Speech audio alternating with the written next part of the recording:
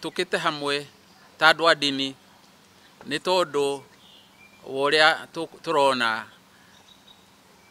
atumia na ciana ona hamwe na athuri makinyamario na njĩra ĩrĩa twĩtaga gender based violence.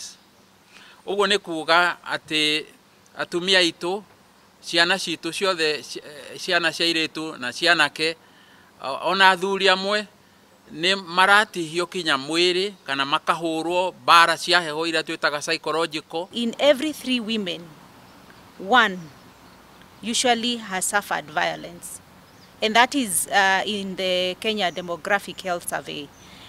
1 in every 3 women has suffered violence. So if you translate that, then the numbers are quite high, and post-COVID, the numbers are on the increase, and therefore that has perpetuated the need to continually address GBV. Sisi kama Nairobi County tuliweza kuona wale ambao waliathirika kwa sababu ya dhulma za jinsia karibu watu 6,140.